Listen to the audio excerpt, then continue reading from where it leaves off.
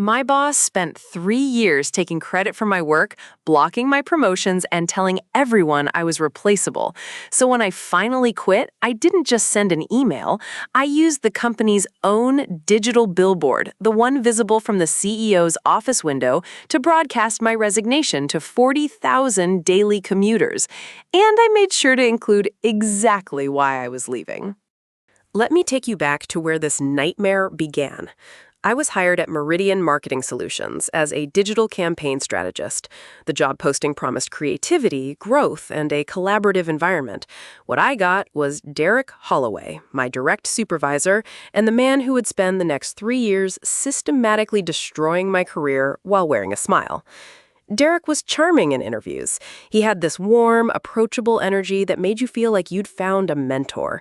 During my first week, he took me to lunch and said, "I see big things for you here, Sarah. I'm going to personally make sure you climb the ladder." I believed him. God, I was naive. The first red flag came about 2 months in. I developed a comprehensive social media strategy for one of our biggest clients, a regional hospital chain looking to rebrand. I spent 3 weeks on that presentation, late nights, weekends. I even skipped my best friend's birthday party to perfect it. The morning of the client meeting, Derek called me into his office.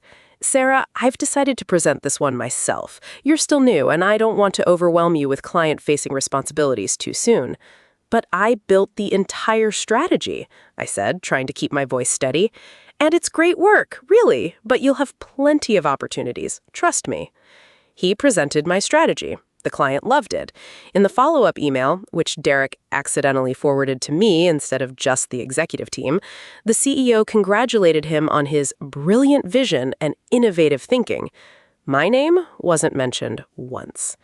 I told myself it was a one-time thing. Maybe he was protecting me. Maybe this was just how corporate environments worked. It wasn't a one-time thing. Over the next year, Derek took credit for 7 more of my campaigns. Each time he had an excuse. "You're not ready. The client specifically requested a senior presenter. I'll make sure you're recognized internally." That internal recognition never came. What did come was my first annual review. I walked in expecting acknowledgement for the campaigns that had brought in over $2 million in new business. Instead, Derek slid a paper across his desk. "Sarah, I'm giving you a meets expectations rating." Meets expectations? Derek, I've exceeded every metric by at least 40%. He leaned back in his chair, steepling his fingers. "The metrics are one piece of the puzzle, but I've noticed some concerning patterns. You struggle with teamwork. You're resistant to feedback. Several colleagues have mentioned that you can be difficult to work with." I sat there, stunned. I had never received a single complaint. I'd organized 3 team-building events that year. I'd mentored 2 new hires. "Who said these things?" I asked. "I can't disclose that, but I want you to know I'm advocating for you. Some people wanted to put you on a performance improvement plan. I talked them down." He was gaslighting me. I know that now, but in the moment, I felt so confused, so desperate to prove myself, that I actually thanked him. Year 2 was worse. Derek started excluding me from meetings I should have attended. He'd schedule client calls during my lunch breaks, then reprimand me for lack of engagement when I wasn't there. He began CCing HR on minor email exchanges, creating a paper trail that made it look like I needed constant supervision. But I kept my head down. I kept producing results.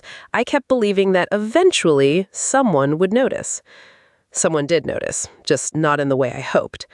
At the end of my second year, the company announced a new senior strategist position. It was everything I'd been working toward. Higher salary, direct client relations, a seat at leadership meetings. My metrics were the best on the team. I'd brought in more revenue than the other 4 strategists combined. I applied. I interviewed. I crushed it. Derek called me into his office a week later. "I wanted you to hear this from me first," he said, and I remembered the sympathy in his voice, so perfectly performed. "We've decided to go with an external candidate for the senior strategist role."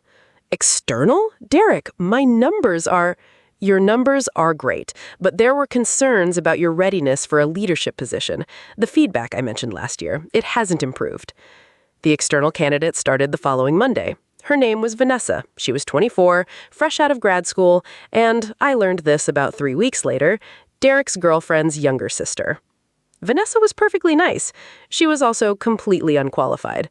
Within her first month, she had lost 2 clients due to missed deadlines. Guess who was assigned to clean up her messes? Guess whose overtime hours never showed up on the project reports? By year 3, I was broken. I'd stopped sleeping properly. I'd gained 15 pounds from stress eating. My relationship with my fiancé was strained because I came home every night either crying or ranting. He begged me to quit, but the job market was tight and I had student loans and, honestly, a part of me still thought I could win. That's when I found the email. I was working late one Thursday trying to salvage yet another campaign Vanessa had mishandled. Derek had left his computer unlocked, which was against company policy, but Derek didn't think rules applied to him. I wasn't planning to snoop, I was just going to lock it for him. But his email was open, and my name caught my eye. The email thread was between Derek and HR. It was dated 18 months earlier, right before my first annual review. The subject line was, "Documentation Strategy for Sarah Chen." I scrolled through, my hands shaking. Derek had been building a case against me for over a year. Every concern about my teamwork, every anonymous complaint, every piece of negative feedback, he'd fabricated it all. The email showed him coaching specific colleagues on what to say in interviews with HR. There were draft performance reviews with my ratings already filled in, months before the actual review periods. But the worst part was the final email in the thread, sent just 2 weeks earlier. "We should be ready to terminate by Q2. I'll need the severance package minimized. She's not going to go quietly. Make sure we have enough documentation to deny unemployment." Derek wasn't just stealing my credit and blocking my promotions. He was planning to fire me, and he was trying to make sure I'd leave with nothing. I took photos of everything. Then I went home and didn't sleep for 3 days. Okay, I need to stop here for a second, because this is the moment I had to decide what kind of person I was going to be. I had evidence. I had the truth. But Derek had 3 years of fabricated documentation saying I was a problem employee. If you were me, what would you do? Subscribe if you think I should have burned that whole place to the ground. And drop a comment, because I genuinely want to know how you would have handled this. Stay with me, because what I did next, it made national news. I didn't confront Derek immediately. I knew that any direct approach would give him time to cover his tracks. Instead, I spent the next 3 weeks being the perfect employee, smiling in meetings, complimenting Vanessa's work, telling Derek how much I appreciated his mentorship. He had no idea what was coming. See, there was one thing Derek didn't know about me. Before I went into marketing, I'd spent 4 years working for my uncle's signage company. I knew the digital billboard industry inside and out, including the specific software that Meridian used for one of their biggest clients, Clearview Media, the company that operated 37 digital billboards across the metropolitan area. Meridian had managed Clearview's advertising content for 5 years, and I, specifically me, had been the one managing the back-end access for the past 2 years. Derek had taken credit for landing that account, of course, but he had no idea how to actually operate the system. I still had full admin credentials. The Friday I chose for my resignation was strategic. It was the same day as the company's quarterly all-hands meeting, the one where Derek would be presenting the year's biggest campaigns to the entire executive team, including the CEO and 3 board members. The meeting started at 2 p.m.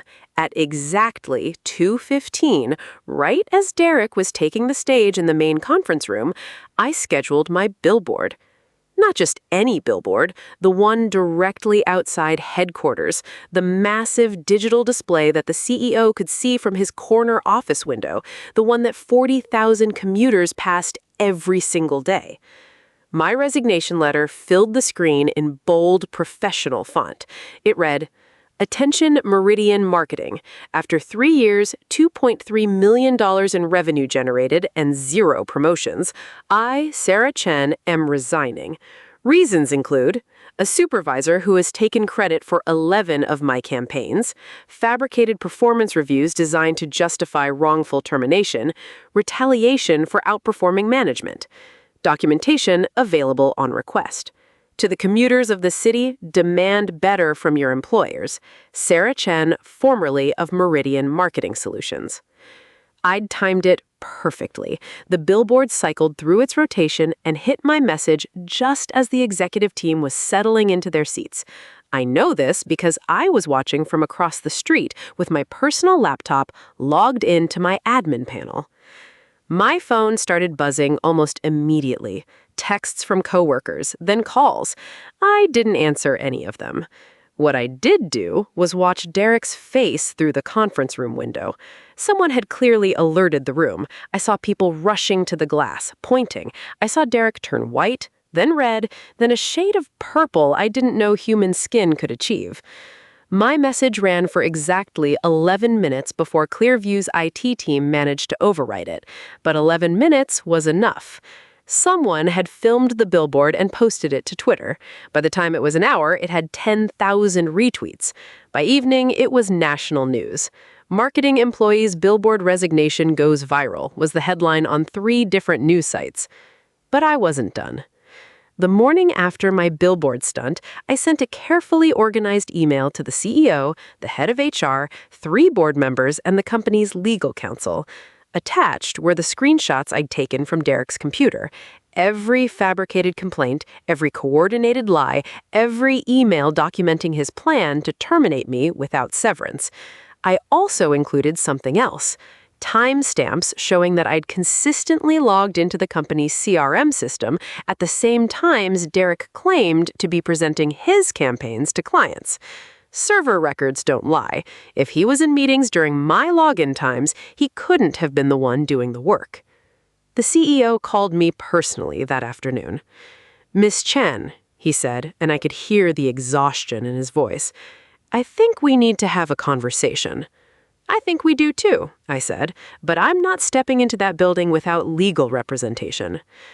The meeting happened 3 days later. Me, my employment lawyer, the CEO, the head of HR, and the company's general counsel. Derek was not invited.